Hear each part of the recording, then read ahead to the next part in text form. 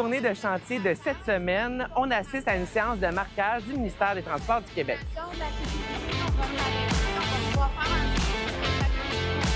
En fait, en Estrie, on a 2734 km à marquer, mais si on met toutes les lignes là, sur côte à côte, on a plus de 9000 km de lignes à marquer. C'est à peu près ici jusqu'au Chili. Donc, vous pouvez comprendre qu'on a beaucoup de peinture à étendre sur les routes. Et on va s'enligner pour partir vers Racine. Moi, j'utilise un laser pour pouvoir rester le plus droit possible. Donc, le petit point vert que vous voyez là, je le mets sur ma ligne, puis j'essaie de suivre le plus possible la ligne, parce qu'en arrière, ils ont un jeu, ils peuvent bouger les bogeys, mais quand même, ils ont une limite. Donc, si moi, je me promène comme ça, bien, ils vont passer le temps à faire ça. Ça, c'est les quantités. Ça, c'est les pressions qui sont ajustées. Dans le fond, on épand une couche de microbilles. On en met un 28 kg au kilomètre. Dans le fond, c'est ce qui est la norme ministérielle pour la rétro-réflexion de soir et de nuit avec les phares. Ça, c'est une bille qui est vraiment ronde. C'est vraiment rond. C'est pas du verre qu'on cassé, parce que ça n'aura pas la même réflectivité. Ford, vert, beurré, jaune. La problématique majeure de l'équipe de marquage du MTQ, c'est entre autres l'incivilité de certains usagers de la route. On a également été témoin d'une situation, un véhicule a carrément dépassé le convoi. Puis il repasse. Les usagers de la route, parfois, hein, quand ils nous dépassent et ils ne veulent pas l'attendre, malgré tout, on se tasse. On se tasse sur l'accotement vraiment après la ligne blanche pour les laisser passer, mais parfois, ils sont bien pressés. Fait.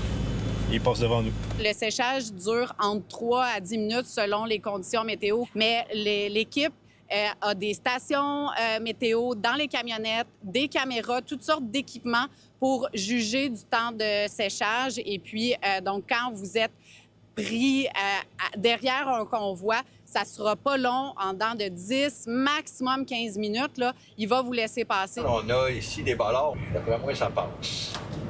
En fait, c'est de la peinture à l'eau. Nouvelle couche d'asphalte va avoir une peinture à l'époxy, qui est une peinture plus dispendieuse, de meilleure qualité. Mais ensuite, le programme de rafraîchissement, c'est à tous les ans parce qu'avec les abrasifs, l'hiver, le déneigement, la peinture est abîmée, veut pas. Plus de 405 000 litres de peinture sont utilisés à chaque année pour refaire le marquage des routes du ministère des Transports du Québec. À Saint-Denis-de-Brompton, Marc-Antoine Mailloux pour Nouveau Info. La Sûreté du Québec lancera en fin de semaine une opération nationale concertée sur la sécurité nautique.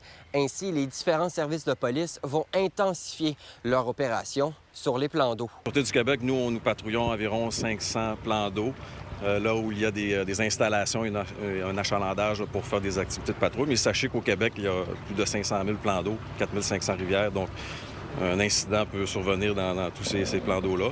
Donc, on invite les usagers, ceux qui vont pratiquer des activités nautiques à être sécuritaires là, lorsqu'ils réalisent des activités sur l'eau. Parmi ces conseils, la SQ invite les plaisanciers à prendre connaissance de la météo, s'assurer d'avoir l'équipement obligatoire selon l'activité nautique et vérifier si des interdictions de navigation sont en vigueur. La SQ recommande aussi de ne pas consommer de l'alcool à bord d'une embarcation. Et on voit également, malheureusement, beaucoup de manquements au niveau des équipements de sécurité. Puis malgré tout le message qui est fait par rapport au VFI, aux vêtements de flottaison individuelle, il y a encore beaucoup de plaisanciers qui naviguent sans VFI à bord de leur embarcation. Donc, on intervient sur ça.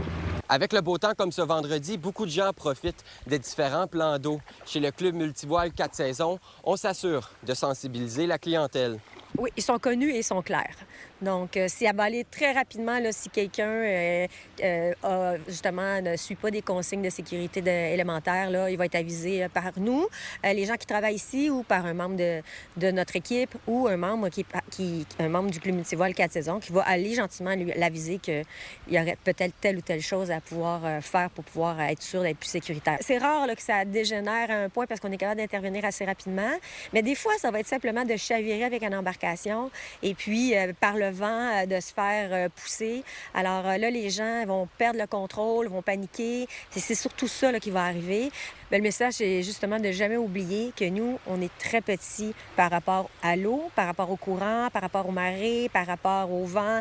Et puis, c'est avec le temps qu'on vient à contrôler. Les incontrôlables sont incontrôlables, mais c'est vraiment ça. Donc, de prendre des cours puis de s'informer. Alors, puis le gilet de sauvetage, on comprend que pour le bronzage, c'est ordinaire, mais bref, ça sauve beaucoup de vies. Sur ce, soyez vigilants sur l'eau cet été. À Trois-Rivières, Nicolas Bergeron pour Nouveau Info. Les fermes florales sont en plein essor au Québec. Selon l'Association des productrices et des producteurs de fleurs coupées, environ 77 des entreprises ont été fondées au cours des 5 dernières années. Et on a démarré en 2020, mais vraiment le départ des fleurs, ça s'est plus lancé en 2021, puis on grandit tranquillement là, au fil des ans. Les fleurs, jusqu'à il n'y a pas si longtemps, étaient vraiment considérées pour donner pour une fête, la Saint-Valentin, un décès. Mais on n'avait pas beaucoup de je m'offre des fleurs à moi. Moi, je me rappelle à mes débuts dans mon marché, les gens, ils se promenaient la tête en bas. J'en ai des fleurs dans mon jardin, j'en ai pas de besoin. Fait que c'est sûr qu'on avait une longue pente à monter. Il y a plus d'une centaine de fermes florales qui sont membres de l'association un peu partout au Québec. Uniquement en Estrie, on en compte désormais 26. Et nous, on voit beaucoup d'intérêt au niveau des gens de venir, oui, s'approvisionner en ferme locale pour les fleurs, mais juste acheter de plus en plus de fleurs aussi. C'est un produit de luxe, mais on dirait que les gens ont besoin de ça, un peu de soleil dans la maison, là. Fait qu'on essaie de faire aussi beaucoup de couleurs. Puis là, on est dans un contexte inflationniste, hein? Je vous apprends rien, tout coûte cher, les gens ont moins de pouvoir d'achat. Est-ce que c'est difficile de tirer son épingle du jeu quand les gens s'offrent plus beaucoup de produits de luxe? Bien, je dirais que le pouvoir d'achat, oui, il est très, très, très présent. Je dirais pas le contraire. Mais au-delà du luxe, derrière chaque fleur, il y a une émotion. Il y en a certains qui vont couper, certainement, sauf que souvent, ça va être un petit luxe que les gens vont s'acheter pas nécessairement de manière hebdomadaire, mais une fois de temps en temps dans l'été. C'est aussi vraiment un beau cadeau d'hôte. Maintenant, on a beaucoup parlé d'achat local, donc avec le temps, à la place d'amener une bouteille de vin, les gens vont amener un bouquet de fleurs, par exemple, vont venir au marché. Puis, vu que les gens sont de plus en plus, qui connaissent de plus en plus de nos fleurs, ce qui va faire peut-être ralentir la vente des fleurs, bien, reste stable parce que de plus en plus de gens sont tournés vers les fleurs locales. J'imagine que c'est quand même difficile d'être compétitif quand il y a, par exemple, des Costco qui vendent des bouquets à 15 $, 20 $. Oui, les Costco peuvent... et ils sont des compétiteurs, mais je dirais pas directement avec les fermes florales parce que c'est pas le même type de fleurs. Tu sais, si on va aller chercher le contact humain, si on va aller jaser avec le producteur, si on va apprendre, Costco, il vous donnera pas ça, là. On le voit vraiment comme un complément. Si on veut, nos bouquets sont plus diversifiés. Ils durent beaucoup plus longtemps aussi. Donc, les gens, quand ils commencent à acheter local, à acheter des fleurs qui sont fraîches, donc qui n'ont pas eu de déplacement, ils se rendent compte que le bouquet va durer jusqu'à 2 semaines pour certaines fleurs. Donc, c'est vraiment intéressant pour eux.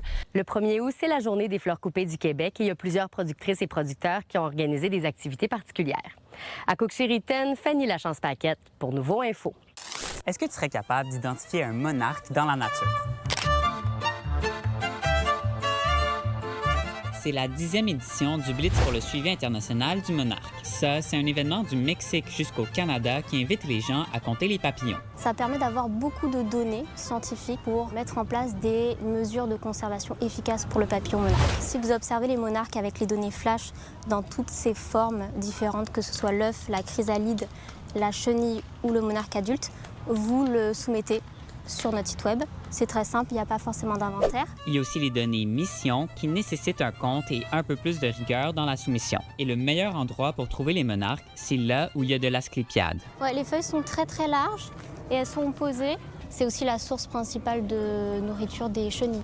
Les chenilles sont spécialistes, donc elles se nourrissent de l'asclépiade et les adultes sont généralistes. Le papillon monarque est en voie de disparition depuis décembre 2023. On a observé une diminution de 90% de leur nombre depuis les dernières années. Grâce aux données, il y a même une carte interactive qui montre les zones avec le plus de monarques. Le monarque est une espèce parapluie. Donc en protégeant le papillon monarque, on protège aussi plein de pollinisateurs qui ont un rôle écologique important.